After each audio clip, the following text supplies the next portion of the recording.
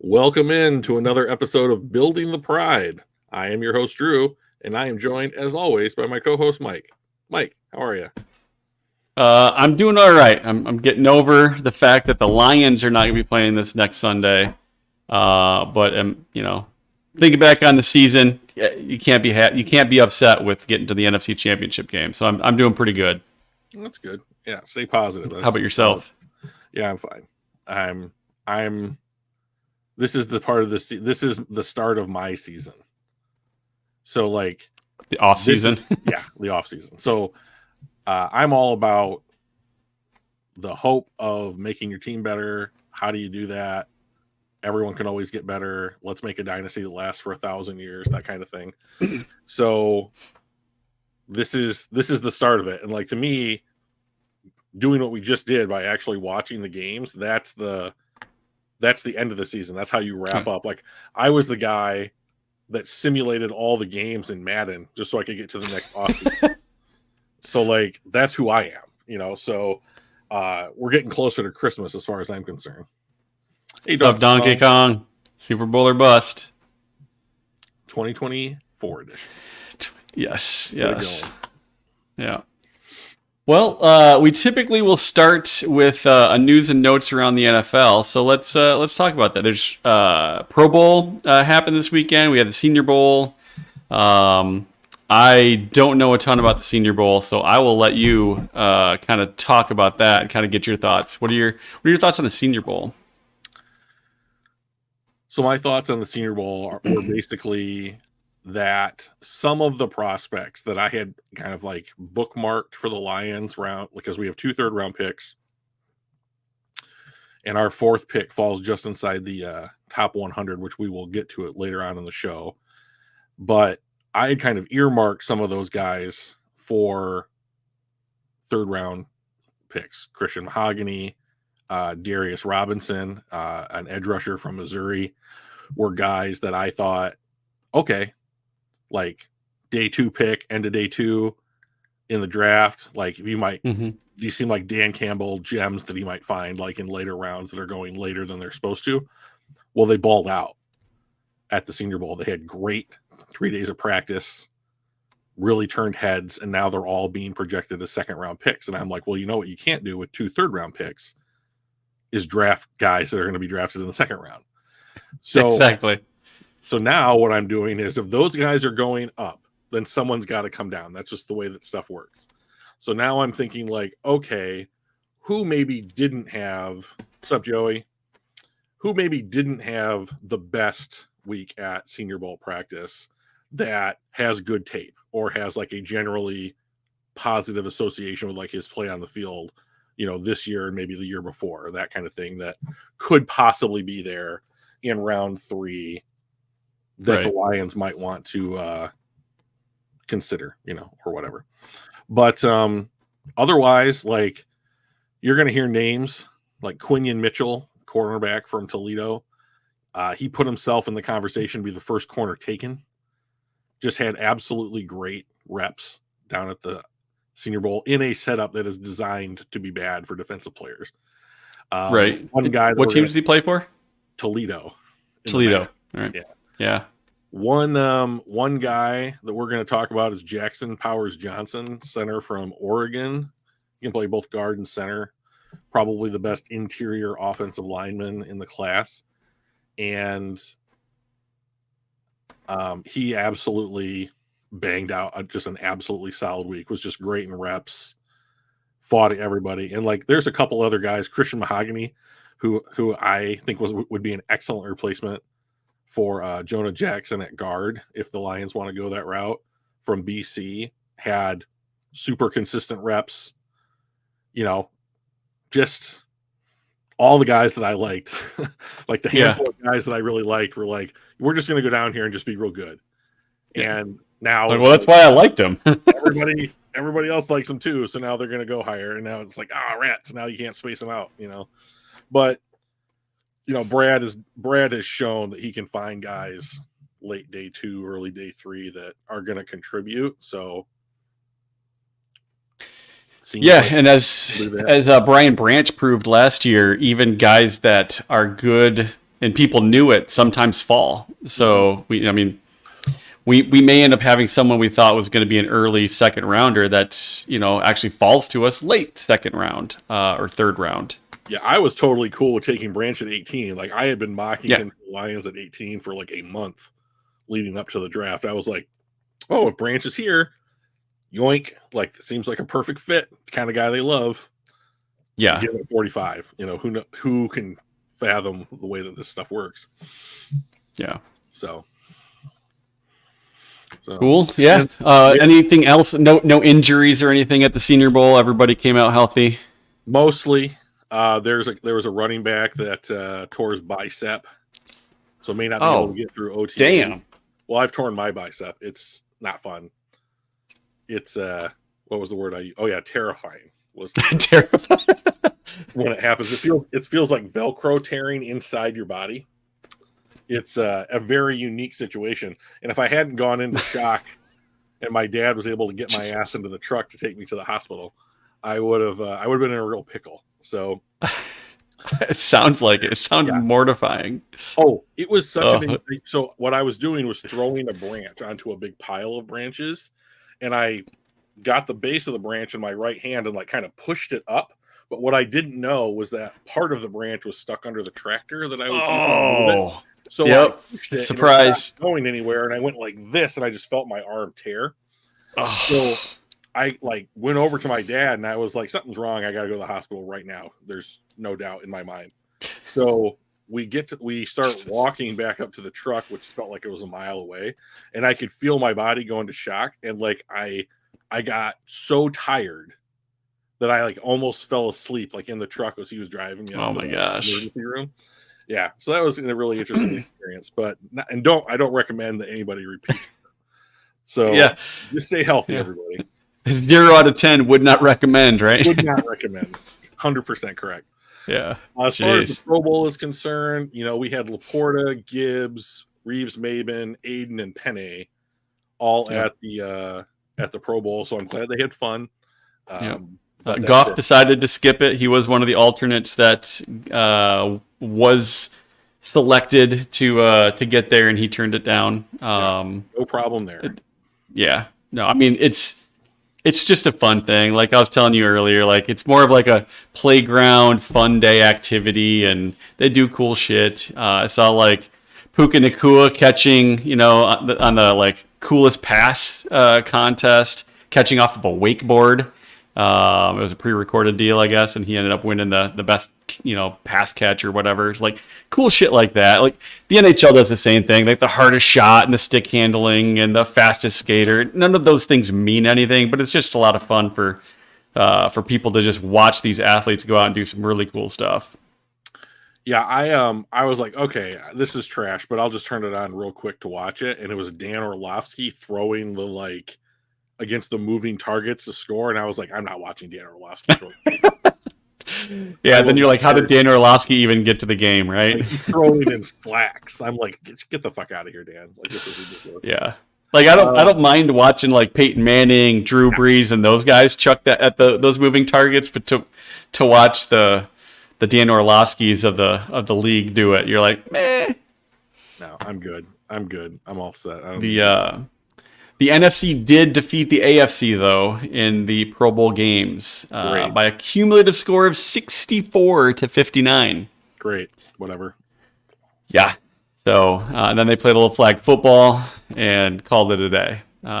Sponsors were happy. The fans were happy. People had fun. It was win-win. As far as I know, no one got hurt, which is the other key to that.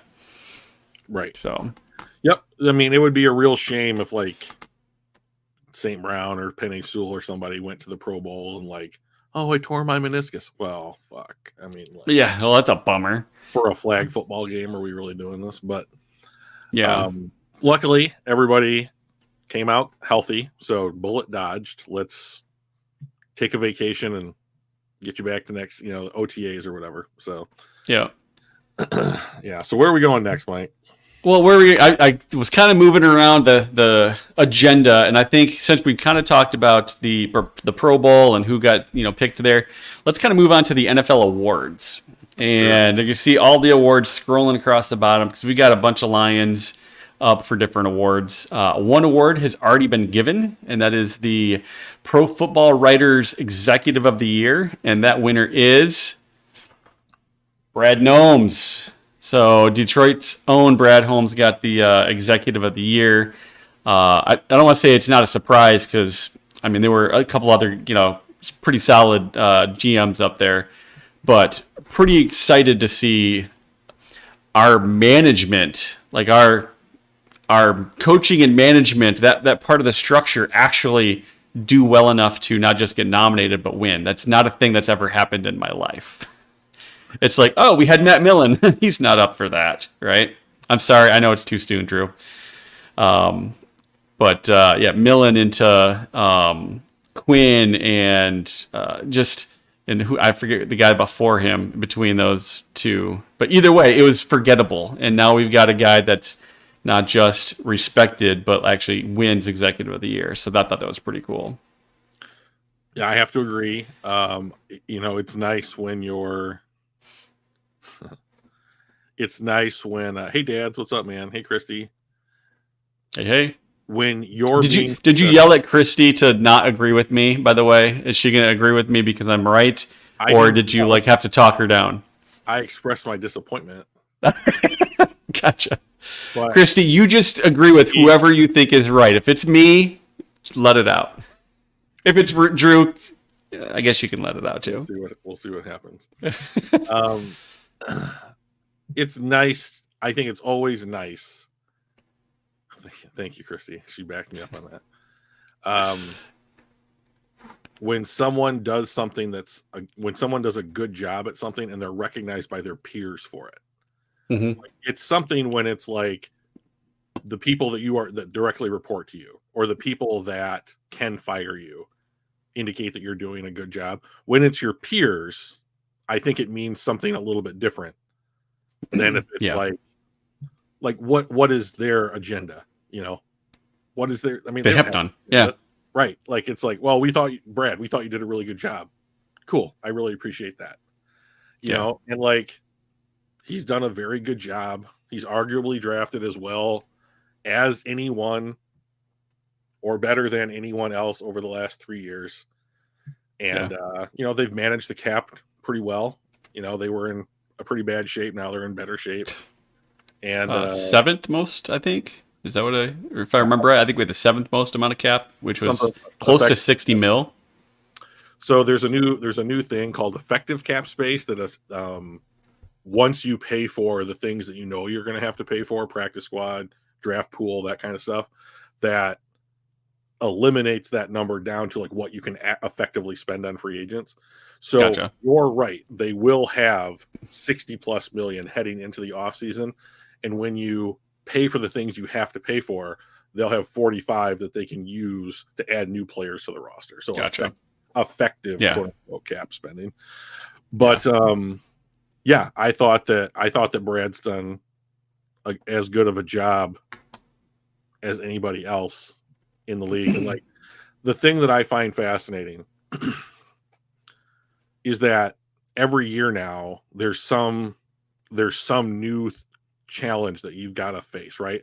Like when he got the first job year one, 2 weeks into it, Matt demands a trade. Now he can bring in a haul of assets, right? Requests, not demands. He just said the same exact thing. He went to management and said that he'd like to be traded. Correct. He requested a trade. There's a difference in request and demand, and a lot of it is about your attitude, right? If you're like, hey, I don't want to go through another rebuild. Would you please trade me, preferably to a contender?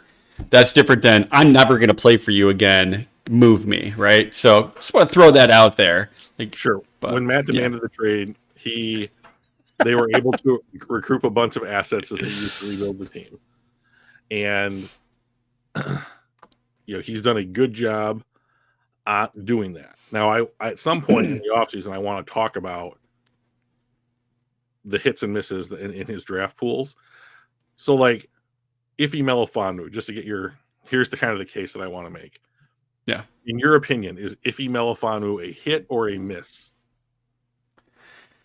Well, and see, this is where you get to be kind of a borderline, right? Because the first couple years he was a miss, Right. and this year he was fantastic. So, For 7 games. well, right, because he was injured the first 10 or whatever, right? No. He was. I thought he was out hurt. Nope, I don't think so. I think that he was an active participant, and then toward the end of the year, he out-practiced Tracy Walker for his spot. I mean, maybe, yeah. What I believe happened. So when they gave him a chance, he first 2 games, like, he helped create turnovers, and then Yep. they started to blitz him. And then he became, like, you have Hutch on one side, and then they would put basically Anzalone and Melifonwu in the same gap. And basically it's an overload blitz on the other side. And he was the one, because he was coming second, that got through, and he's big enough and fast enough. I've heard him now described as a smaller Cam Chancellor. Oh, interesting. Yeah, which I thought was a unique comparison. Yeah. So, so my question is, like, 2.5 years in to a 4-year deal, Ify Melifonwu goes from, like, being hurt or special teams player to sitting down an established starter in Tracy Walker and making good on that playing time. Is that a hit as a draft pick or a miss or something else? I don't know. Yeah, I think it's a in-betweener. He's a tweener. Like, what does he do next year? Is he still on the team? Is he still getting starter reps? If so, you've essentially got, a year and a half of quality starter reps. The other ones were kind of injury, so those were not necessarily his fault and avoidable kind of things. So I would say if he does next year the way he finished this year, I would say he's probably a hit, but just barely. And I think Jameson Williams is another good one, right? Like, we traded up to get him. Mm-hmm. He only had like 6 games his first year and 7 games this year, 10 games this year, and he has not been on the same page with Jared Goff. Like, is he a hit or a miss? Next year's really going to be the one that's deciding, was this guy, a bust, or is he a miss? So I before the show we were talking, I have a number of, like, philosophical holes in the roster. Yeah. He's one of them. Yeah. So here's the thing. So Jameson Williams misses 5 games to start the season. He comes back week 6, I believe.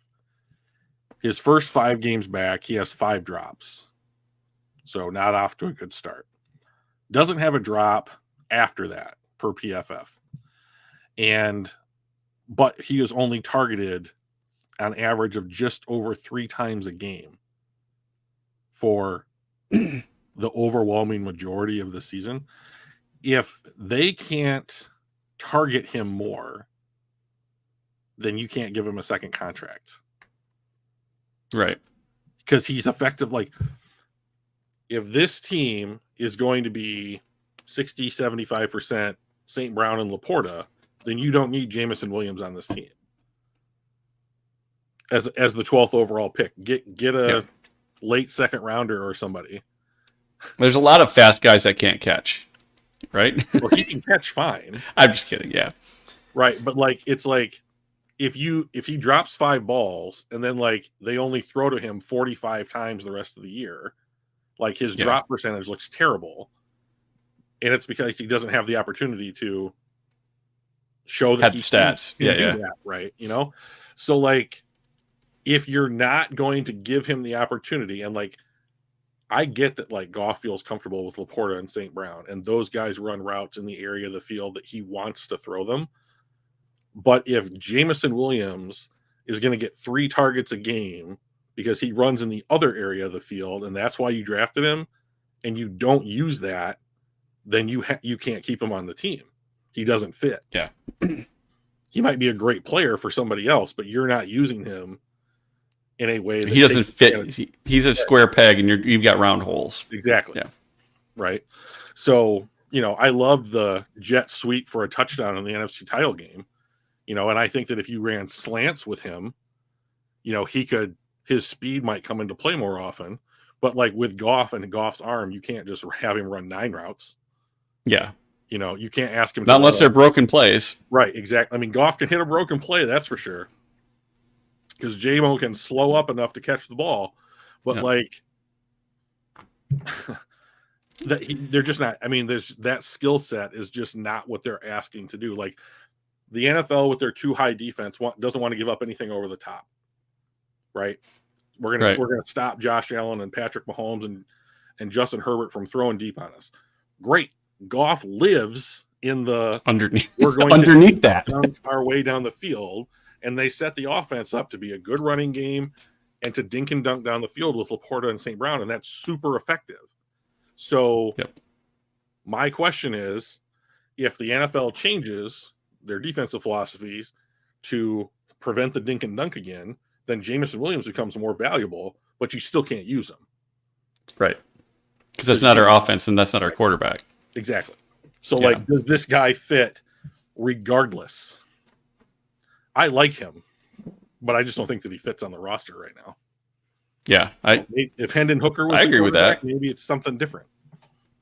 But I don't I mean, right now, I just don't think that he fits. Yeah. So, you know, that's just one little observation or whatever. And so, you know, Laporta had a great year. Gibbs had a great year. I do want to make a point about I feel like I have to continually defend myself on not being a fan of the Gibbs draft pick. Oh, right. So, like, I thought so I really love the way that David Montgomery runs the ball. That's just my style of running. I just enjoy watching it. Straight up the field, little shimmy, get you 6, 7, 8 yards. Power. Yeah, power, run, you know, do it, you know, just like north and south running. So I thought, I'm going to look up some stats. So the number of runs that David Montgomery had that were 10 plus yards this year were 22. It's pretty good. That's good. Jahmyr Gibbs had 27 of those.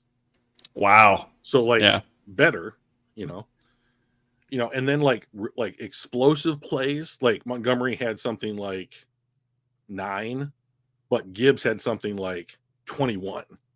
You know, like it's a difference there. But like the point that I want to make as to why I wasn't happy at the time the pick was made is that if you're drafting somebody that can do exactly what Jahmyr Gibbs did this year and you sign somebody that did exactly what David Montgomery did this year, what is the real difference in those two things? You know, like you're giving up some explosive running plays. Sure. Absolutely. You know, and like you're going to get a reduction in 10 plus yarders, but like he's 1,000-yard rusher for us, having split carries in a pretty significant way. You know, like, and you did that by signing him for $6 million a year, and using the number 12 pick in the draft. Like, that's the difference in those two things. You know? And I think the biggest thing for me, and we kind of talked about it even on draft night, was we have DeAndre Swift. Yes, he'd been hurt a couple times each year. Actually, the 2 years that we had him. Or the 3 years, I don't know. However many years we had him, he was always hurt a little bit, or at least not at 100%. And so the thought was, we've got this back already. We already have his skill set on our team. Why are we using the number 12 to do that? And you know, Swift went to Philly, and he had I think he played 16 of 17 games, or maybe all 17. He had a great season, and I think that was kind of where we were at too. Was we just got Montgomery, we've got Swift. Why do we need a Swift number 2? Right, was part of that thinking as well. Yeah. So precisely. So like I'm trying to look it up right now. I thought that. So DeAndre Swift had the 5th most rushing yards in the NFL this year with just over 1,000. He had 1,049 rushing yards. So, I mean, like, when we say, like, what's the difference? You know, it's like, I mean, Gibbs was great. I'm not saying that they missed on Gibbs. But, like, you had it. You had it in-house for one more year at least or whatever. And you already had added Montgomery to that. You know, and then they ended up trading him for, like, a 4th-round pick, like, 9 years down the road. It was the least valuable pick the Eagles could have ever traded. But, you know, so they did or whatever. And now we have Gibbs on the field, and Gibbs has played. Like, the proof in the pudding is that Gibbs is who they thought he was going to be. Yeah. And so they didn't miss, right? Yeah. But the fear is that you miss. Well, I'll say which is the exact fear, because when we were looking at the running backs taken in the first round list and how many of those were misses, it was something like 4 out of 5 were misses. Yeah, they didn't finish their contract, or they didn't get extended, or they played fewer games than they missed, that kind of stuff. And we're like, man, we've got a guy like Swift. First round running backs are really long ways from being, game changing hits. Is this the right pick? As it turns out, all the things that we were afraid of, did he, get hurt and not be able to play games? Is he ineffective? Like, those didn't happen, thankfully. But it just as easily could have been the other way, and that's what we were afraid of. Exactly. And like, one of the things, like when you and I were putting together that list, mostly you, one of the guys that we were talking about was like, hey, Najee Harris here for the Pittsburgh Steelers was like the 20th overall pick, hasn't been hurt, basically played every snap. He's the only guy. He's getting all the carries. And like in this year, Jaylen Warren came in, and now they're splitting carries. Yeah. Who had ever heard of Jaylen Warren? I still have never heard of Jaylen Warren. Yeah, exactly. If you got to be a Pittsburgh fan, basically, or like somebody that has to pay attention to the entire NFL. But, that's the concern. And we knew that they were going to give Monty the ball. You don't pay him that much if you're not going to do that. And that's just it, right? So, that's a perfect segue into my next, gap in the roster. And I don't want to fight about this.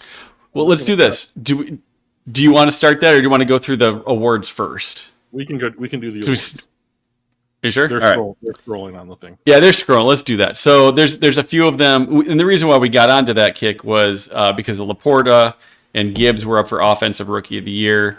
They're up there against Nacua, Bijan Robinson, and C.J. Stroud. As much as I love both of our Lions being on there, it is going to be Stroud or Nacua, and it's not even close. And I think it's going to be Stroud because he's a quarterback. Yeah, I'm right there with you. I would like to see it be Nacua because he did break a record that was literally 70 years old.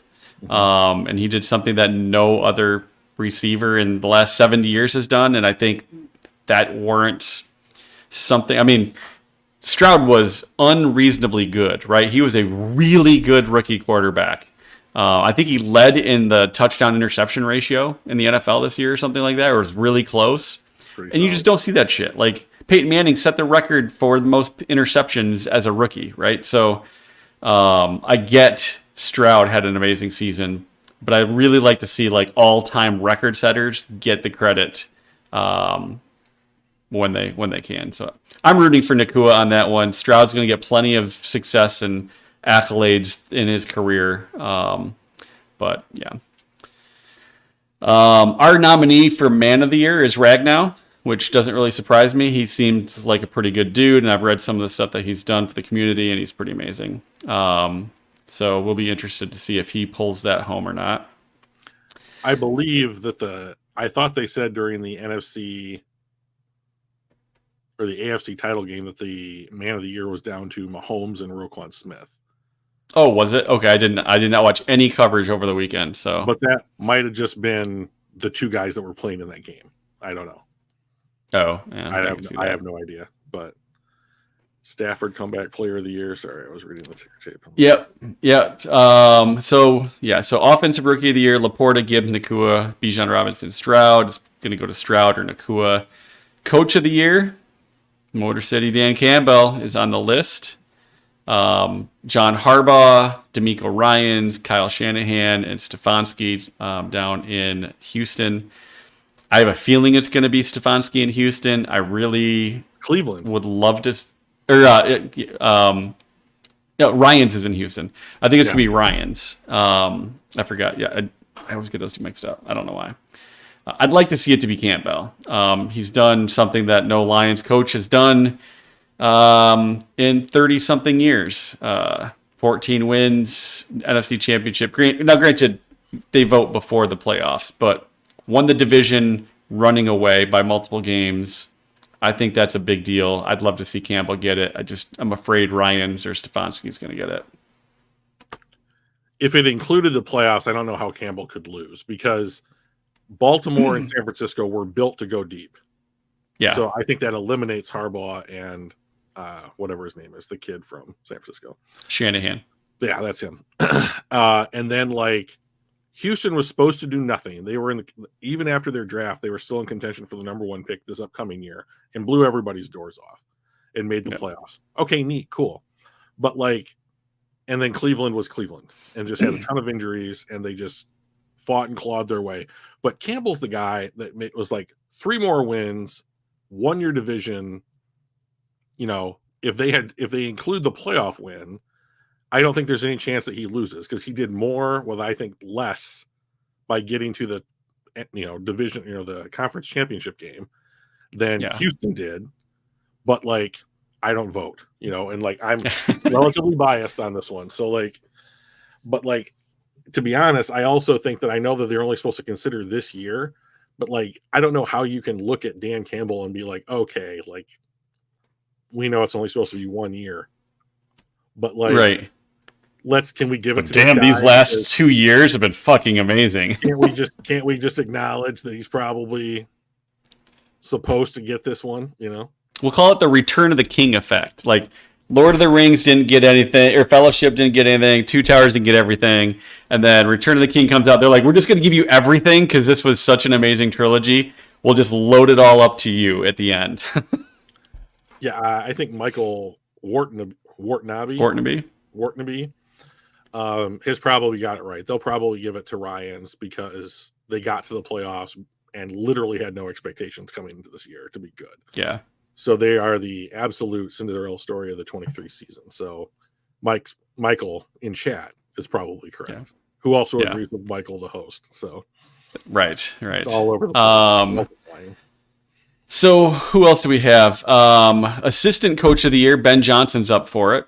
I don't know any of the other ones other than Jim Schwartz, who is also up for it. I think Johnson's got to be the leading candidate right now, just based on the head coach, stuff that's going on. But I think Johnson and Slowick are mirror images of one another. Mike McDonald got a head coaching job. Monken got what he got out of the Raven. Lamar Jackson is a MVP candidate. Like I think that you have to say first year in, he wins an MVP. If he wins an MVP award with this guy, like they all have a case to make. If I had to give it to one of the coaches, I would probably give it to Bobby Slowick because once again, we didn't have any expectation that Bobby was going to achieve this with that. Yeah. And like, these might as well be the best story of the year for the category that they're in. And like, I think Houston's story is hard to top. Yeah. It was a kind of a Cinderella season for them. Yeah. It was. Now, granted, they were in a really bad division, but good. Even bad divisions can be, I mean, even bad divisions are hard to win, right? Yeah. Absolutely. I do think Lamar is the MVP, though. Yep. Yeah, I think so as well. He played really, really well, and he's a quarterback. So it's going to be him over. So the MVP candidates should show up here in a minute on the ticker. But it's Josh Allen, Lamar Jackson, Christian McCaffrey, Dak Prescott, and Brock Purdy. McCaffrey probably is the most valuable player to his team, but because he's not a quarterback, right? Like, he's not a quarterback, he's not going to get it. He won't win it because he's not a quarterback. So, I just think it's Lamar. I think that start to finish, he had the better season. Like, if Dak didn't have the last month, I think that it could have been Dak Prescott, but they did have the last month. So, and he was a big part of that last month too. Yeah, thoroughly. Yeah. Good point. So like I think that when it's all going to be said and done, they're going to look at it. They're going to be like, okay, the best dude the whole season was Lamar Jackson. Like, and it's probably the most underwhelming MVP class that we have had in recent memory. So, whatever. Yeah. Let's see. I'm gonna try to share my screen so we can see the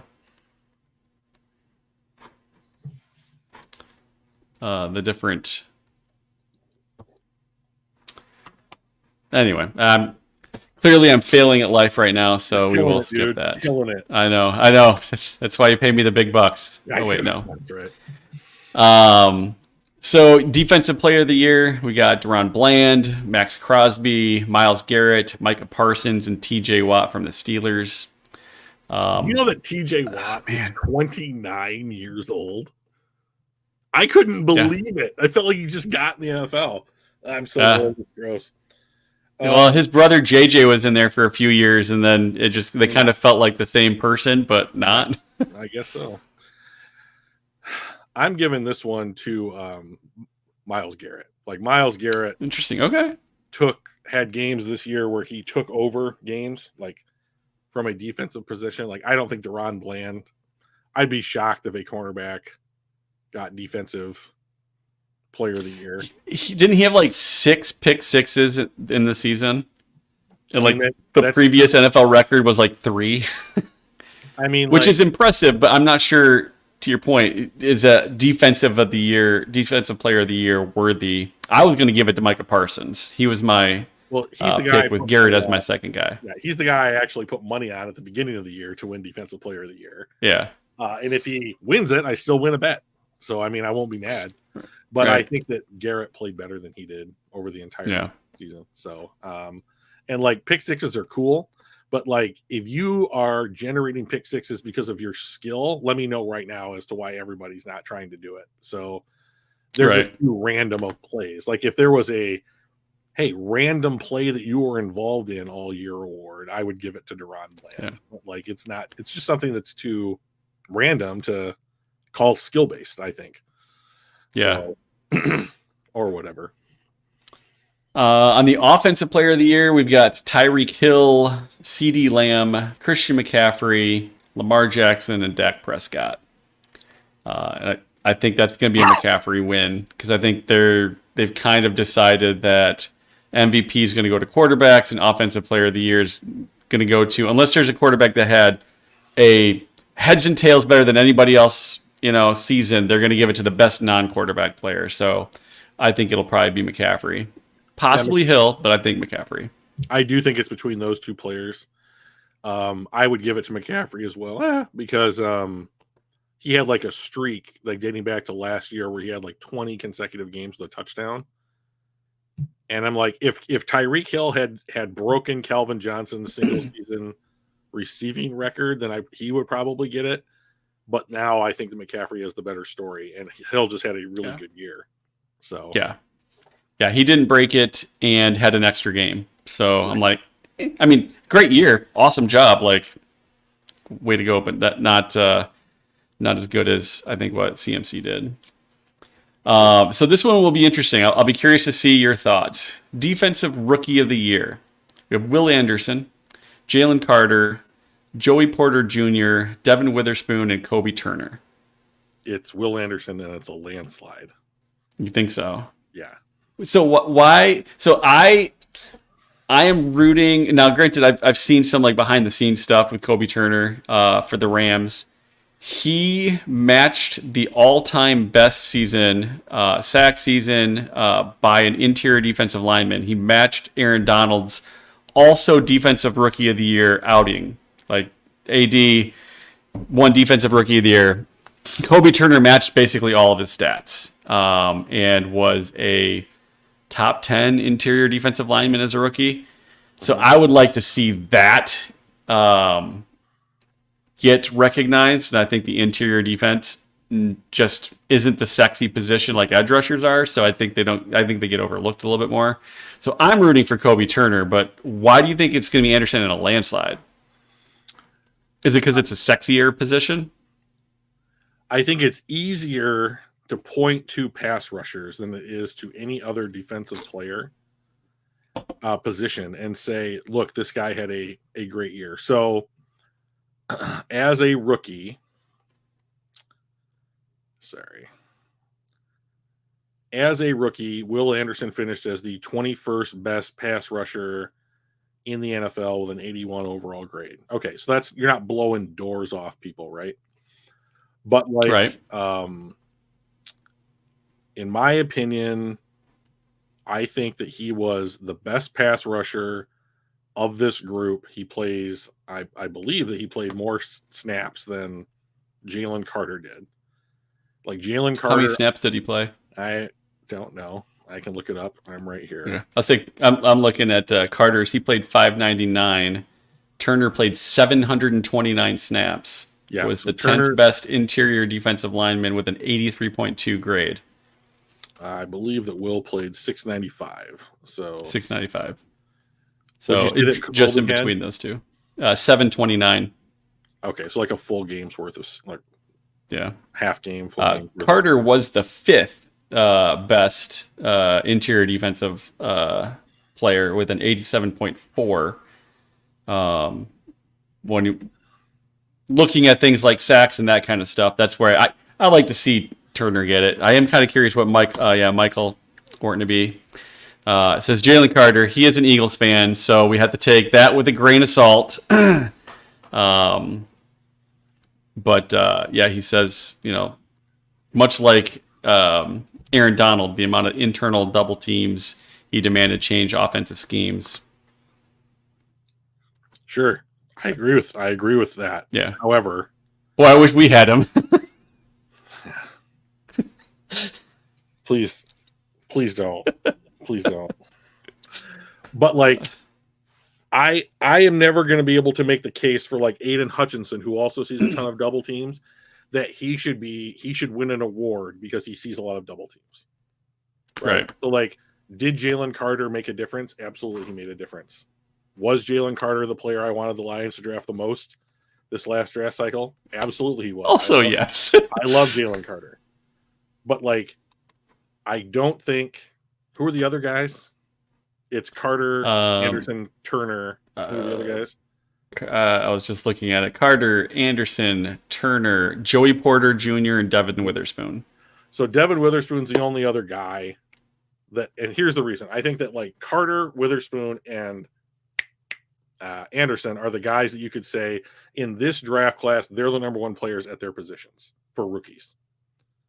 So then I think that you have to say like, which of those is the most impactful? I think Witherspoon had a great year, Carter had a great year, but Anderson is the one that was the best player at his position in this draft class at the position that mattered the most. And then once again, he has Houston's like Cinderella story that he contributed to back him up. Like, I think that the fact that Jalen Carter is playing with the other giant monster from Georgia, Michael, help me out here in the chat, the Jordan Davis. I think that helps, right? Like, I think that playing with guys like Brandon Graham, who's been good for a long time, maybe not as good this year, helps. Like, that kind of stuff helps. Thank you. And but I don't know, like, if you said Will Anderson is playing next to Jonathan Grenard, would people be like, oh, Jonathan Grenard? Wow. He must be making Will's job a lot easier.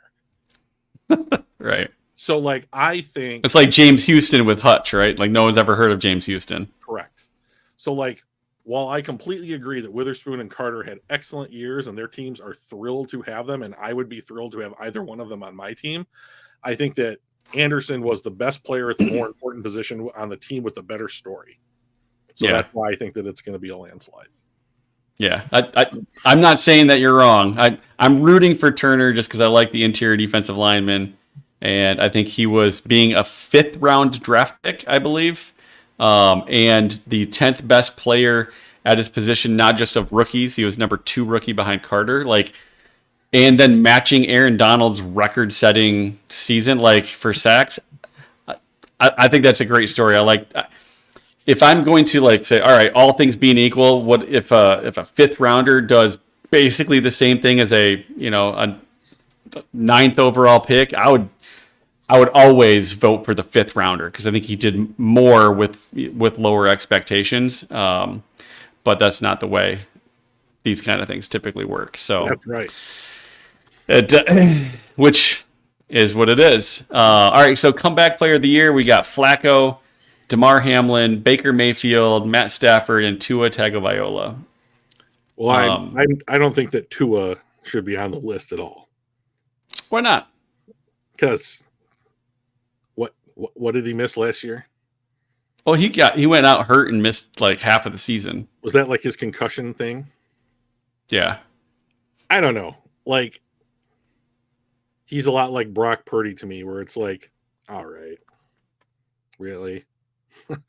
Like, You got Tyreek. Like, just have to get in his hands. I feel that like he is being like, so like on the NFL.com, they have Bucky Brooks as a scout that does some of their draft content, and he's constantly talking about like, you're either a mover or like you get moved or something, like truck or a trailer or something like that. You're a tractor or trailer. Yeah, and so like a trailer gets pulled along, and a tractor or a truck or whatever does the pulling.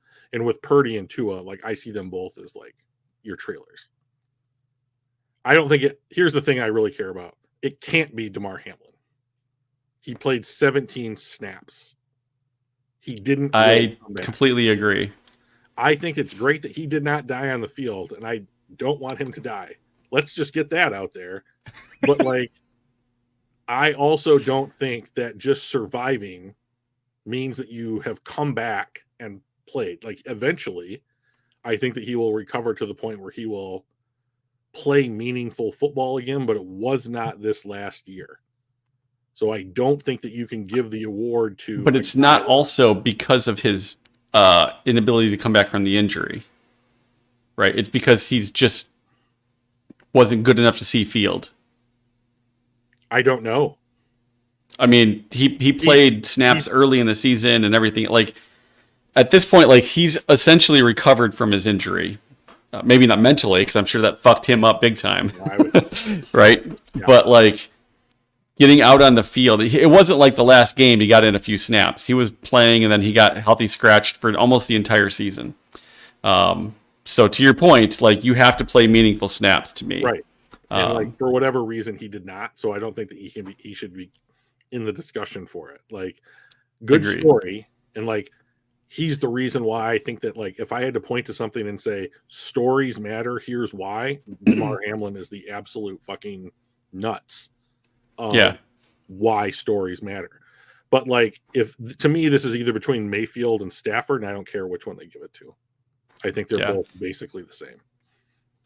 Yeah, I was looking at the same thing. Like, Flacco, he had 6 good games. He was on the couch all the way up until then, essentially. And it's great that he had 6 good games, but I don't think that's necessarily enough to win this type of you need more than that, especially after shitting the bed once you got to the playoffs.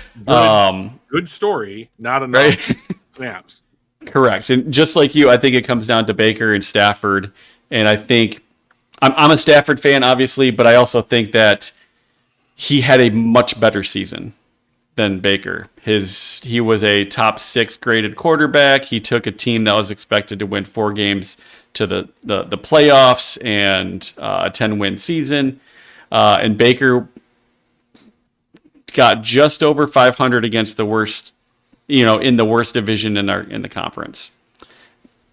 Hey, winning bad divisions is hard. Not going to take anything away from him, right? So, but I just don't think that he played as well as Stafford when it came to performance this year. Puka Nacua will probably vouch for that as well. But I think it should be one of those guys. Okay, yeah, I agree with that. That's fine. If there are guys out there that, like, I have something in my contract, and if I win one of these awards, I get more money, cool. All the more power to them. Outside of that, I don't care. Yeah. Like, this, like, the idea of, like, respect being shown or not shown to players or teams based on stuff like this means nothing to me. Like, to me, the respect is earned by winning. 99% of it is earned by, like, whether or not you win football games. And, like, People will hate you because you're successful. People hate the Chiefs because they've been really successful. People hated the Patriots because they were super successful. Like, and success breeds enemies. But like, I also think that if you talk to the guys that played against those people, they would be like, yeah, they're good. And you gotta give them respect for what they accomplished.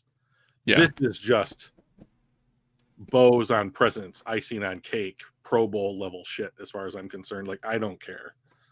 So it's fun to talk about, though. It is. Yeah. All right. So I think we've gone through all the awards. So let's kind of move on to the next section. Let's start right before we talk about draft picks, and we kind of go into some of the gaps that you're seeing. Michael Warnaby threw a YouTube comment out there.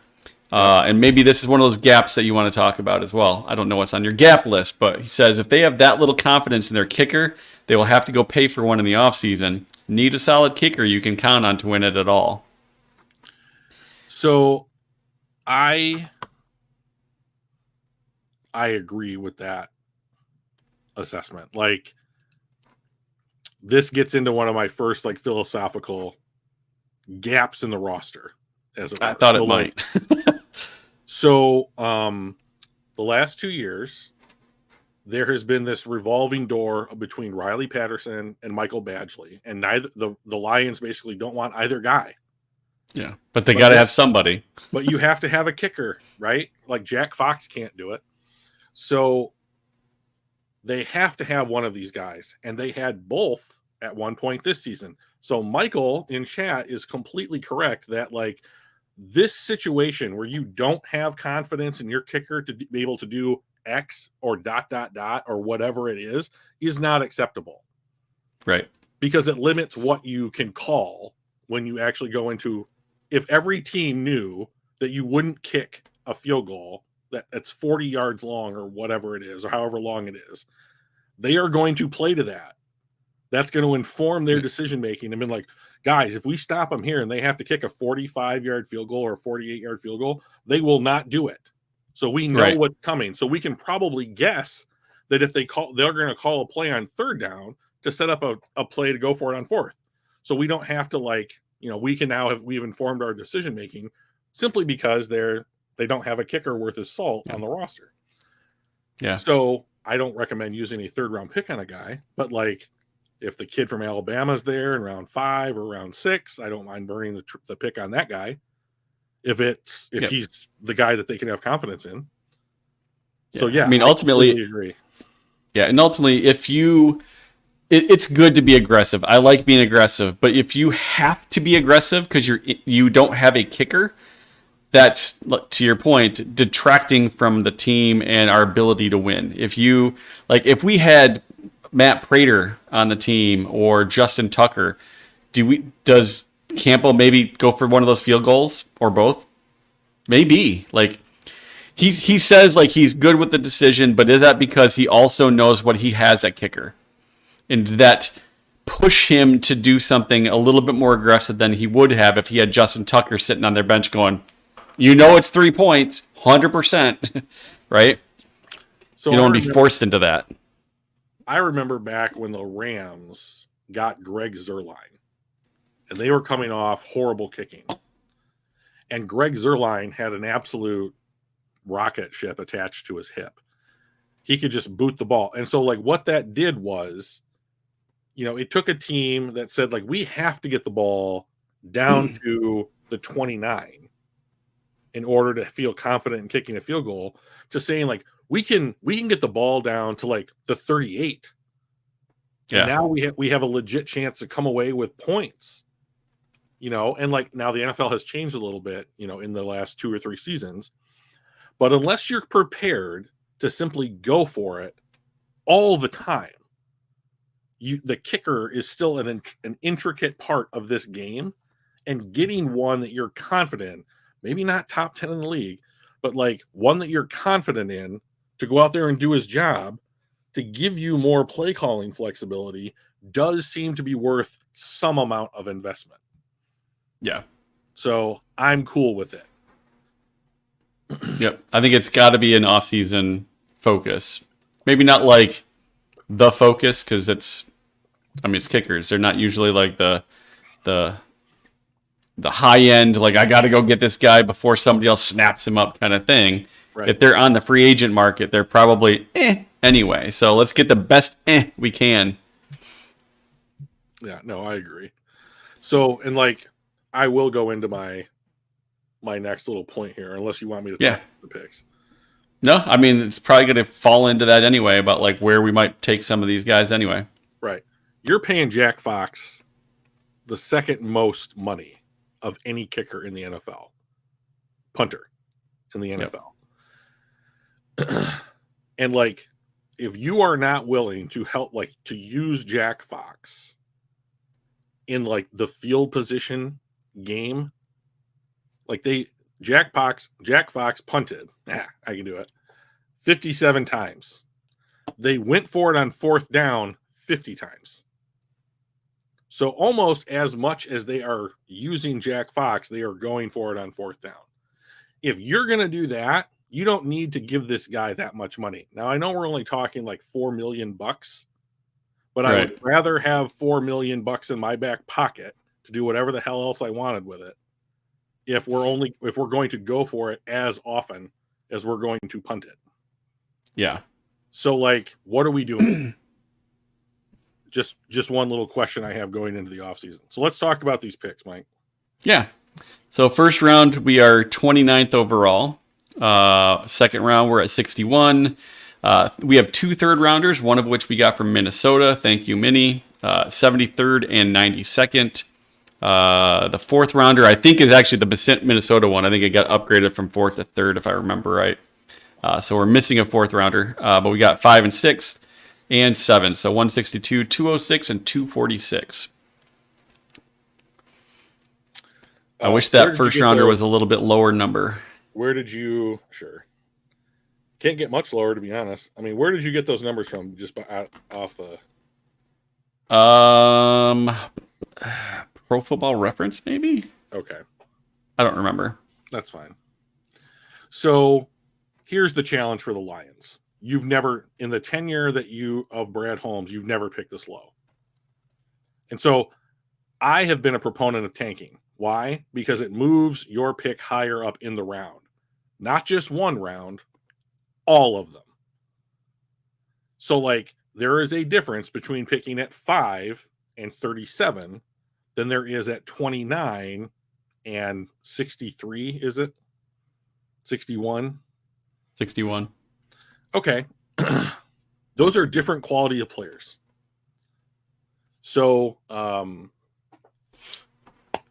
the mathematical formula, the mathematical paper that used the NFL draft as a testing ground for this theory, the loser's curse, I believe it's called, theorized that it is better to have multiple picks between picks 25 and 40 than it is to have in the top 15 of the draft. So the reason being is when you're picking top 15, you got to pay those guys like they're legit dudes based upon like what the CBA is talking about. What is Donkey Kong yelling about here? And but if you let's say you had 2 picks, let's say you had picks 29 and 40. Okay. You are getting somewhere, not the upper echelon talent in the NFL, but you are paying really close to that upper echelon talent, hardly anything at all for 4 years. Yeah. It's the best spot to get the most talent for the least amount of money is picks 25 through 40. And this was 12 years ago. So like the thing that I wonder about for the Lions is you have, sorry, I kind of sounded like Gollum from Lord of the Rings. The Lions is, Lions is precious. Oh, so the thing that I don't wonder, do that ever again. Sorry. I do that with my buddy Tom all the time, but we lost a viewer. Okay. So I would be trying to draft as much as I possibly can in the top 100 picks. Every draft I could manage to do that. Whether that means trading 5, 6, and 7 to get like another pick in the top 100, you should do that based on this principle. Like, you want to be able to get the best players for the cheapest amount of money. That's how you're going to become good. So at 29, based on the Lions' needs, and let me just say again, I absolutely hate this draft class for the Lions because there's hardly any pass rushers, and they're going to go before the Lions pick at 29. And then there's a huge gap. Yep. They need corners, and I think we're going to get the 5th or 6th corner off the board at 29. And then the other thing that I think that we need is interior offensive linemen. There's the rumor that Frank Ragnow is considering retirement. Glasgow and Jonah Jackson have their contracts are up. You have question marks at both starter and depth for all 3 spots. So, however, this draft is simply jammed packed with like starting quality interior offensive linemen. They're all over the place. They're in every round. You could get multiple guys in every round for like, and through round 4, you know? And so I'm like, if you even wanted to do something like take a cornerback at 1 and a guard in your 2nd and your top pick in the 3rd, another guard, and just go and like re-sign Graham Glasgow to be like, you're the starter emergency center, and we have this other guy that we're developing, I would be cool with that. And like, sorry, Colby Sorsdal. Sorry, Awasika. Yeah. Like, you guys said, I mean, like, I know that Sorsdal was a rookie, but like, you showed me nothing, dude. Like, you didn't even play like the last half of the season. Like, you're almost a practice squad guy, you know, and like as a 6th or 7th round pick, like I don't think that that's a surprise. But like, if I have to plug a dude in next between Eric Decker and hopefully Frank Ragnow, I would rather do it with like a 2nd or 3rd round pick, which is where they took or where Bob Quinn took Jonah Jackson 4 years ago. You know, like those guys are replaceable and they're cheap, both financially and like as far as their positional value was concerned. Do you know who the last time the Lions drafted in the high 20s, who we took? So I think they took Brandon Pettigrew at 20. So what are we considering high 20s? 26 through... So 28 is the one that I'm looking at. It was 2015. 2015. Okay, hang on. 2015. Yep. That's 8 years ago. So let me see if I can do this. We took Gibbs last year, Aiden the year before, Penny the year before that. So then 2020 was Hawkinson. 19 was 19 Ragnow? Ragnow. I'm sorry. Did I say 2018, 2015? Yeah. 2018, we took Ragnow at 20th overall. Okay. In 2018. So years 3 picks, 3 years Ragnow. before that. Is that Larry Warford? Laken Tomlinson. I knew it was one of the two. Yep, Shoot, it was a good guard. job, Mike. So we moved back from 23 to 28, and we took Laken Tomlinson at 28. Which, ironically, we may need to do an interior offensive lineman, depending on what Frank Ragnow... I think we're going to draft a center regardless, but the question is, do we draft a center at the end of the 1st round, or the end of the 2nd round, or the end of the 3rd round? All depends on what Ragnow's going to do. If he's like, you know what, guys, I just can't do this anymore, I'm going to retire. I think all of a sudden we go from a 3rd round center or a 2nd round center to possibly using the 29th pick for a center. I can't get there. I'm sorry. I just can't get there. Like, I cannot go running back, linebacker, center for the last 3 1st round picks. I don't care. Like, and it's not because those guys are bad. Like, so if you're going to take the kid from Oregon, Jackson Powers Johnson. Yeah. Jackson Powers Johnson. Yep. Like, that's the only one that like is in consideration there. And if Steve-O mentioned that in the YouTube comments, by the way, I'm going to shout out to Steve-O. Yep. It's not about what you're like, how they produce in their first year. You're setting a precedent for effectively overpaying these guys initially and basically saying like the expectation is you're that good immediately. And then, so this is the exact thing. they traded TJ Hawkinson, right? Everybody didn't want to pay TJ what TJ was going to demand, right? No one wanted Right. that. We were all great. So they draft Laporta, top of the second round. Laporta comes in. I mean, like, if you want to take a look at it, I think that TJ had as many catches, more yards, and more probably not more touchdowns, but like around that in fewer games this season. Like, Minnesota used the shit out of TJ Hawkinson this season, and we simply replaced his production with Laporta. Cool. You got the same production at a lower price. I love it. Yeah. But like, you are 3 years away from being in the exact same position that you were just in with TJ Hawkinson. The only difference is that it's Sam Laporta. If they didn't pay Hawk, why would they pay Sam Laporta? They do almost exactly the same thing. They are literally almost exactly the same player. I think the biggest Brad Holmes drafted Sam Laporta. I think it's just his rookie year, right? So we've got a couple years before we have this conversation of like, what's he worth and whatnot. If Hawkinson played this way his entire career with us, instead of getting hurt every year, just like Swift, right? Those injuries added up to frustrations and, availability is the best ability, that kind of thing. Like, that is what hurt him, I think. If Laporta is healthy throughout the whole time and has this the whole time, we're going to stay and pay him. I just don't think they had the faith that Hawkinson was going to stay healthy based on what he is going to demand, much like I think they were worried about Swift staying healthy. So we'll have to see how Gibbs does over the next couple of years. But man, he played all the games this year, so here's a good start. Here's my thing though: Gibbs, Campbell, Laporta. Let's assume the center that we're going to draft at 29, right? Yep. Like, when they get to their second contracts, this is the thing that we've railed against, is like, if you give those guys like top 10 player at their position money, you end up like the New Orleans Saints. You have to. So like, the Lions need to make a decision as to how they're going to adjust their salary now that they're hitting on draft picks, because St. Brown, Sewell, those extensions are coming. Are they going to extend Goff, Jonah Jackson, Graham Glasgow? They're up now. Are you going to re-sign Chauncey Gardner-Johnson? They're not bringing everybody back at a higher number. You're going to have to have roster. Right? Yeah.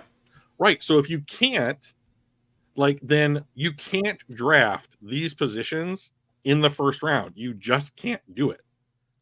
You just can't do it, because even if you hit on the player, you lose money in the long run because you have to pay them because they've been good. And you're not going to allow someone going into their second contract to just hit the open market.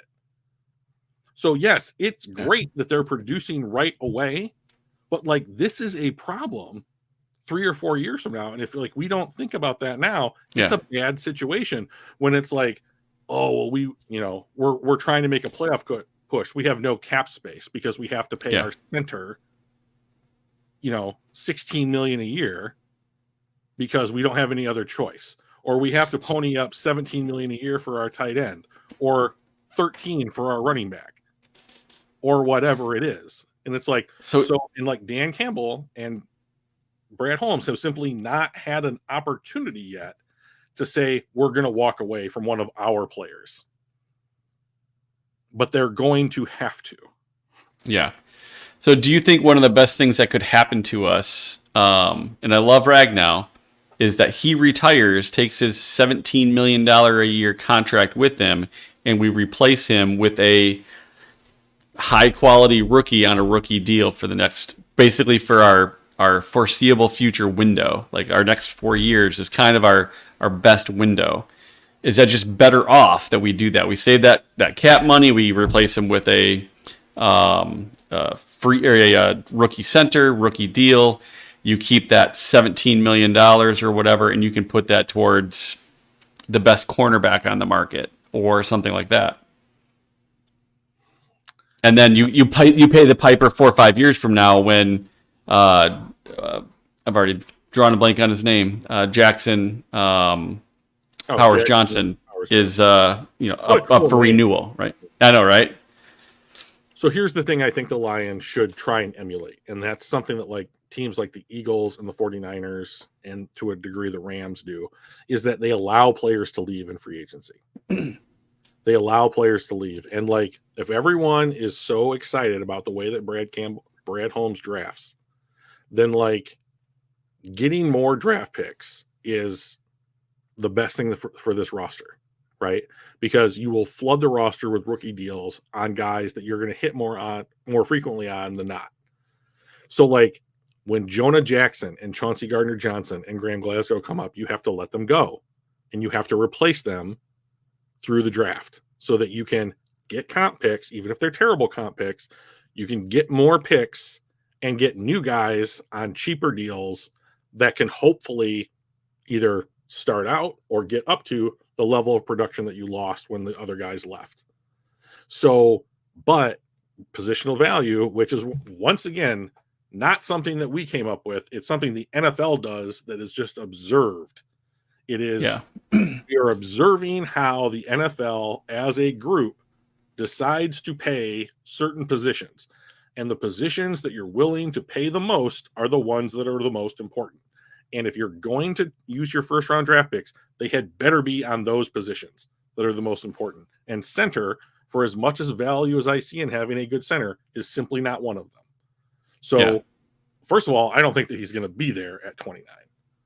But like, I would say my kind of ideal draft would either be corner, guard, or something like corner, edge, guard, center, or something like that. Yeah. But like you need to draft the position in the appropriate spot in the draft, unless that player is literally like the next coming of Jerry Rice or something like that. And it's like Quentin Nelson, has proven to be worth like a tackle position as far as how well he has played at guard. Fine. You took him at 4 or whatever it was. So like he worked out. Good call. But you don't take a guard. I mean, the Patriots took Cole Strange a couple of years ago in a position pretty much where the Lions are. And like he's a nice player, but I mean the Patriots are drafting 3 this year. Yeah. I remember Snead and McVay made a comment like, "Oh shit, we thought we might get him in the 3rd." 100 picks later. Yeah, it was so funny. I'm not sure if that was like this like low key slight over at the Patriots, or if they legitimately thought that he would last in 100 picks from then. No, I think they legitimately. I mean, when they said that they thought that he was going to be there. Yeah. So here's what I would do. I would draft the most position, like the most valuable positions, the earliest through the first 3 rounds. 4th round, I would be looking on some dude with upside, with good traits that might have fallen for some reason, medical, injury, whatever it is. Brad Holmes loves drafting guys that are injured. 5, 6, and 7, I don't care. Trade them for future picks. Like take a shot on a guy, draft a kicker. Whatever. Yep. Whatever, like those are not the ones you expect to come in and do an impact anyway. Those are the surprises, right? So like get your roster handled, get those contracts on the book for however long they're going to be on the books. But also like, here's the other thing. The Lions roster is not in nearly as bad of condition as it was 3 years ago. 3 years ago, if you take St. Brown in the 4th, if you take Derek Barnes in the 4th, if you take somebody like Rodrigo in the 6th, they might have an opportunity to actually play meaningful snaps. Those opportunities are evaporating quickly on this roster. So like there are fewer holes to fill, which could lend itself to doing what you're saying. Like maybe you do take a center at 29 if he's on the board. And like Ragnow has already been like, guys, I'm retiring. Don't announce it, but whatever. Like, I'm going to let you know so you can do your draft. But like outside of great, wouldn't it? Outside of that, like it doesn't really help the Lions this year. Yeah. If Ragnow retires and they draft a guy, because I mean, he would have to tell them before the start of the new year, the new league year, so that they can get the savings on the books. Otherwise, he's going to count against the next year's cap. Yeah, and I think he would. Yeah, I think that like I do think that he's coming back. I think he'll come I think back so too. for at least one more year. Ben Johnson's on the roster for one more year. He'd be on the Yep. roster for one more year. Run it back, Goff Frank. is on the roster for one more year, and then there's a ton of turnover. But like, I would let guys walk. Chauncey Gardner-Johnson. I don't need the fourth safety when I've got 3 guys on rookie deals that are playing in those positions. Like Jonah Jackson, I thank you for your service. The next best thing you can do for me is to go get a comp pick. Yeah. I mean, I can draft a Christian Mahogany in round 2. I can draft a Christian Haynes from UConn. Christy likes the emblem, the dog, like I can get that guy in round 3. Jonah Jackson was a 3rd round pick. And also, let's just be real about this. Not a great guard, better than average. He was okay. Yeah. But he's not great. I'd say he's average. He's not, I'm not even sure he's better than average. He is in that range of average. Yeah. Right. And like, that's replaceable. It's replaceable on the free agent market. It's replaceable in the draft. Yep. And then like the Lions have demonstrated that they are going to use somewhere between like $5 and $10 million for in-season moves, elevating guys from the practice squad, signing guys, bringing people in for like, once injuries happen and that kind of stuff. And they're going to leave themselves some wiggle room. So they're not going to go out and spend $45 million. They're going to go out and spend 20, 25 million, 30 maybe.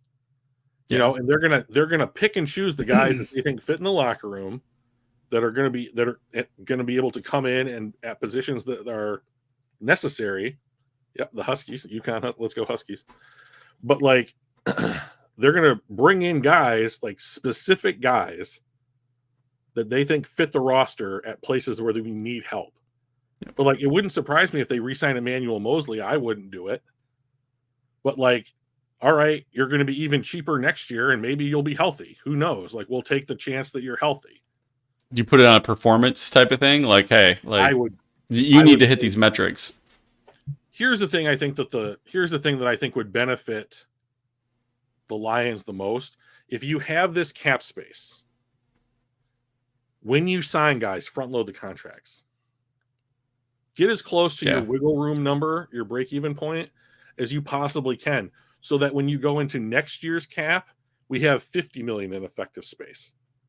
Or whatever. And for fuck's sake, cut Jason Kabinda. Like, can we please just... I don't need his 10 snaps at fullback. I know he's a good special teams player, but I'd rather cut him and keep Reeves Maben and Anthony Pittman than have a guy do that and be on the field. I mean, I would rather have Reeves Maben's 15 coverage snaps at linebacker and an all-pro special teamer than a fullback. And they're never going to get rid of Jason Kabinda. So from what I've heard is like he hangs out and babysits fucking Campbell's kids or whatever. Like that's the kind of guy that he is. Yeah. But like sounds like a good dude, but like, maybe he could be a coach, an assistant to the water boy. I don't know. I think that there's some real turnover coming at some point on this coaching roster. Oh, damn near happened this year. That's what I was afraid of. Like I would have some of these guys set up. Like I don't think they're going to re-sign Vaitai, Harris. Maybe Romeo Okwara might get another 1-year incentive-laden contract, that kind of thing. Okay. But I would draft, and I'm always going to say this. It's just a repetitive record every year. I'm going to draft the most valuable positions, the highest, to get the best savings that I can. And then I'm going to reevaluate. Like, to be honest, like this year, what I think the Lions should do is like New Orleans is sitting there just in an absolute world of hurt. Oh God, yeah. And like they are picking 14, and I'm like, I know moving up 15 spots is pricey, but you got an extra 3rd round pick. You're probably not going to use a lot of your picks in the later rounds. So if you wanted to say, we'll give you our first 3rd and a 3rd next year to move up to 14 and get your pick of like one of the top 4 corners, or if an edge rusher falls to 15 or whatever, and get ahead of teams like the Rams and like some of these other teams that are in a similar position, I'm in favor of doing that. But it's not going to be to move up to take a fucking center. I mean, like Ragnow has proven time and time again how valuable a center can be. And if he wants to come back, neato, cool beans. But like, I am not trading up for one. Oh, I wouldn't trade up for one at all. I might trade back for one. there are positions in the first round I just wouldn't take unless you were convinced that this guy is going to be like, this is a first team Hall of Famer, like first ballot Hall of Famer.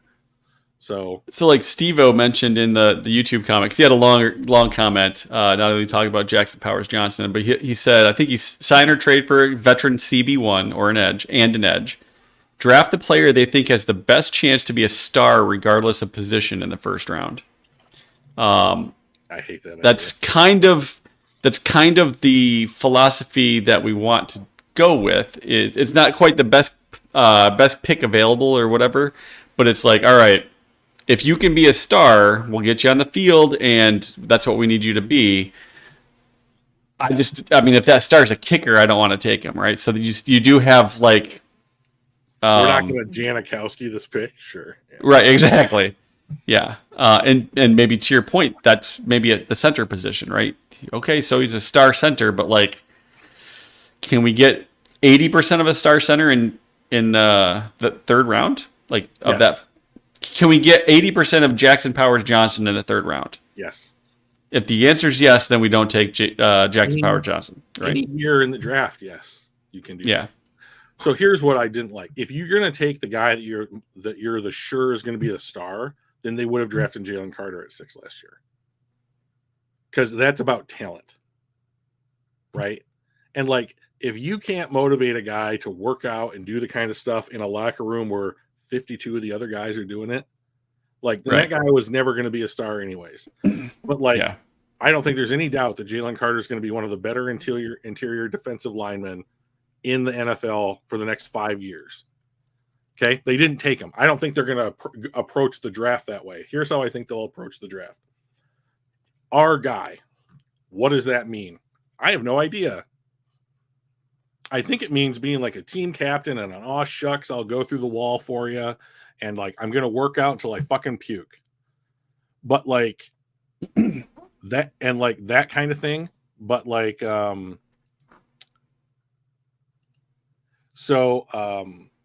I think that as long as that guy shows up or I think that the Lions are closer to the Patriots in the sense that the Patriots are notorious for only having like of the 250, 300 eligible players to be drafted. We have a board of 37 guys that we're willing to take. Right. I think the Lions are closer to that than they are.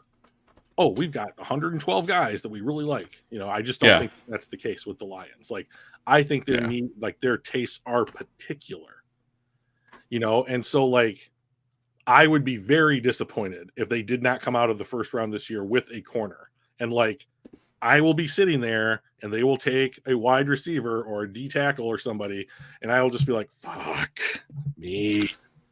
Wide receiver is not terrible though. It's still a position of value. It's a position we need. We can't even get J-Mo the ball. We don't need another guy. That's true. Like, re-sign Josh Reynolds and just trot his ass out there just to have a human being on the field. But like, we're not throwing to him. Like, wouldn't you rather have a first round talent wide receiver than Josh Reynolds or Antoine Green? Yes, I would, but not if they're not going to throw him the ball of a pick. Well, yeah. So like, if the Lions, however many times Goff threw the ball, if you reduce that by 10% and took those same targets and split them up over anybody whose name is not Laporta or St. Brown, you could get these other guys involved, right? But is that even good? Don't you want Laporta and St. Brown to get all these targets? If you reduce that stuff, if you reduce their production by that much, are they the all-pro wide receiver? Are they the dude in the running for offensive rookie of the year? Probably not. That's true, but I think that we're more dynamic that way, which is why, like, I don't think they are. Just like on the run game, right? We've got Gibbs and Monty. They're two different types of running backs. You split those carries. It's not just bell cow. It's not just So I guess the way that I look at it is, if Monty got all the carries that Gibbs also got, and then assuming similar health, right? Does he get almost 2,000 yards? Because together they had almost 2,000 yards. I don't think he does. So I think when you spread the load and you have different plays designed for different strengths, I think that makes us more dynamic. And I think that having the reason why we have 3-4 wide receiver sets is not just because we want to put 3 guys over here and, St. Brown on the left, and we're just going to throw this way while everybody's a decoy. Like, I think it just gives us more opportunities and makes us a little bit more dynamic. If I was an opposing defensive coordinator having to play the Lions next season, I would be like, okay, I'm double covering Laporta. I'm double covering St. Brown. Do anything else. Yeah. Beat me with anybody else, and I'll just take the loss if you guys can do it. But I'm like, you cannot have these 2 players. Sorry. Yeah. But like, and I don't think we can. I mean, that's the problem. I mean, like, and I don't think it's about like, I mean, I do think they need a 3rd wide receiver because, like, remember they had Marvin Jones. They traded for Donovan Peoples-Jones. They had Reynolds out there. A big drop down in Jones's, by the way. Yeah, agreed. And like, I don't expect him to be back. But like, ultimately, you would want a 3rd guy if you're going to run 11 personnel, which they do a ton. Yep. You would want that 3rd guy. I mean, they can line up 5 wide if you have Laporta and Gibbs in the game. They are all basically wide receivers. Yeah. So, I mean, like, you have that versatility. Can you take advantage of that versatility? That's what I don't think that they can do because of Jared Goff. But, like, that's a whole nother show. Yeah. All right, let's move over to Super Bowl preview. 49ers versus Chiefs. Unfortunately, it's not the Lions. It did save me a lot of money from trying to get there. You should. But next year. Well, just go to the draft. No, then I can't take your money on draft night. That's a good point. But, like, you haven't taken my money on draft night in a minute. The first year, just to be clear, we didn't like live stream it or anybody because this wasn't a thing then. But like, I cleaned up the first year, and then I've lost my ass the next 2 years. And my son Danny cleaned up last year. I got to beat Danny this year. I'm just going to lose all respect for myself. So, well, I mean, yeah. Did you have some left after that? Oh no, I came beating out last year. Did you? Oh, it was just me. But like not near. Oh, I took all of Brian's money. Yeah, and mine. But like Danny on that last pick, that was what saved him because he hadn't won a pick for 13 picks. Yeah, the entire time. I think that was his only pick that he got, but it was like $48. One pick. But like, and here's the thing, and we can go back and check this on the tape. But like,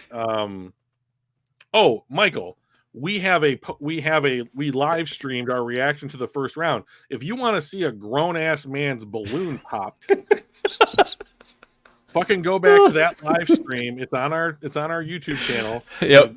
Go to the part where they pick 12, and you will watch my face deflate. It's true. It was sad. It wasn't just you. Like I think you took it the hardest, but we were all like, really? I looked like a goddamn puppet who had its strings cut. I just slumped down in my chair and I was like, what is going on? Where am I? What's happening? Couldn't believe Say it ain't so, coach. Jahmyr Gibbs? The running back one? All right. Yeah. No,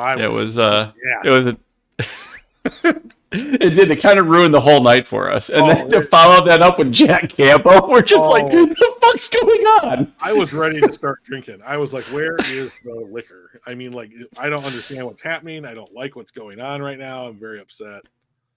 Yeah, it was a classic episode. I would highly check it out. Oh, God. So upsetting.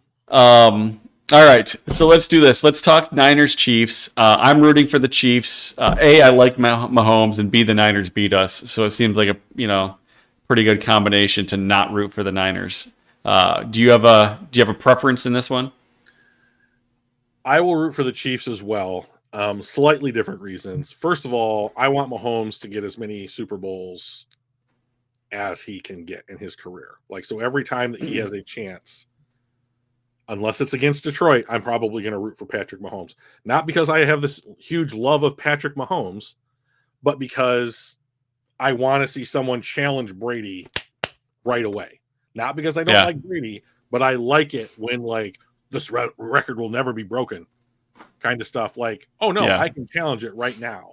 And like, if he wins, he's halfway there. Not quite halfway there, but like, he's already, I think, if he wins a third Super Bowl, he'll be the 5th quarterback in NFL history to do that. And I think that he's already a Hall of Famer. And you're just worried about like, can I be considered the greatest quarterback in the history of the NFL? That's what I want to see. Yeah. I will also root for the Chiefs, as my friend Christy here indicates, because Taylor Swift, and I love that everyone seems to hate Taylor Swift. And I'm like, I want the Chiefs to do well, because the people that hate, for whatever reason, whatever ridiculous reason, hate her for this, I want them to be upset. Yes. Yeah. You know, she's good for the NFL. She's good for getting women 100% to watch football. I mean, like, if you ever wanted your girlfriend to watch football with you, this is how it happens. Like, so yeah. Taylor is the gateway drug to football for your girls, right? Like, Travis is not playing forever, everybody. Like, we are not going to have to deal with this for the long term. Like, it might just be this year and next, and it might just be all over. So, like, I don't care. It's fine with me. She's super talented. She's good to look at. She's looks like she's having fun out there. Yeah. Like, I don't see the problem, you know? Like, so if it's like, I don't see the problem and she's going to make people I disagree with upset, cool, let's go. Right. Also, I don't have anything against the 49ers, but I just don't care about them either. Like, I can't find a reason to like them. They're just a bunch of dudes, you know? Yeah. Donkey Kong takes the opposite side, F the Chiefs. Sure, and that's fine. You know, and I get that. For whatever his reasons are, that seems fine. Like, it doesn't bother me that he doesn't want whether it's wanting San Francisco to win or wanting Kansas City to lose, doesn't bother me at all. Like, fine. But like, I will root for we don't know when the next Patrick Mahomes might come along, let alone a Tom Brady. So, I mean, like, I am rooting to see that realized more than I am anything else. Yeah. So. Yeah, and I know anyone but LA has not been in the chat tonight, but as a Arizona Cardinals fan, I can guarantee you he's not rooting for the Niners, division rival. Yeah. So he might say anyone but LA, but I think he means anyone but California. I understand. So, that makes sense. I mean, like, I root for teams in Michigan because I'm from Michigan. Unless it's green and white. It's not a Michigan team. You've been disowned. You're dead to me.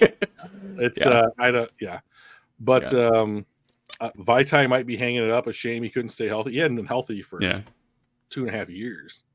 Yeah. I mean, guys that big, and he's enormous. He is enormous. Now, he's probably one of those dudes that's going to slim down to like 195 as soon as he stops playing. Like, who is the dude for Cleveland's left tackle all those years? Joe Thomas? Joe Thomas, yeah. You could not recognize him now. That dude looks like a real human. I don't have any idea how they get this big. Yeah. I can't stand the Niners. I live here in California, and all my best friends and family are Niners fans. They talk so much crap. I understand that. I have an Ohio State guy that got married in. Oh, yeah. My brother-in-law's Ohio State grad. I know, right? So what is it in whining? Oh my gosh, military history. Hire a private investigator firm.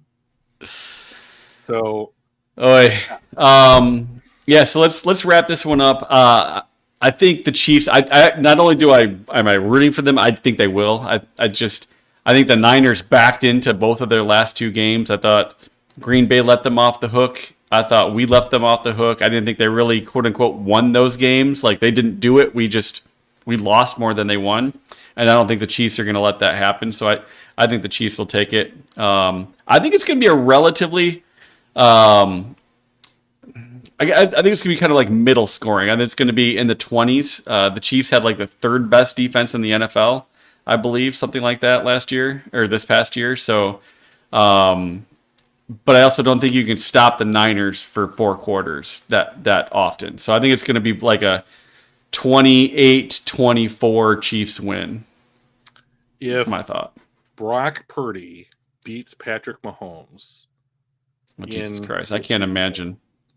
It'll be the first time that like an elite quarterback, and like I know Brock Purdy scored well this year, so did Jared Goff. But like you cannot tell me that Brock Purdy is the same kind of quarterback that like Justin Herbert, Joe Burrow are. Josh Allen. Yeah.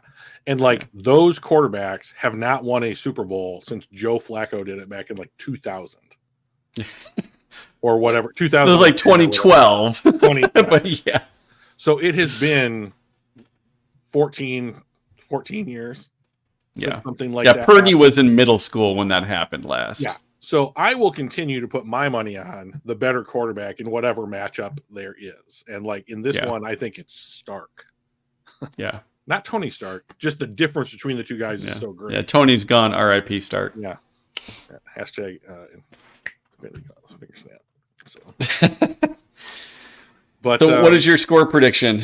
I am so bad at these. I think that people tend to over-predict scoring in the playoffs. Like, it doesn't matter what sport it is. Scoring drops in the playoffs. Yep. Usually better defenses are in the playoffs. Players are giving everything they have all the time. That it's not the same as the regular season. I mean, like Baltimore, Kansas City was 17-7. I'm going to say 24-21 Chiefs. 24-21 Chiefs. All right. And I've got 28-24. Okay.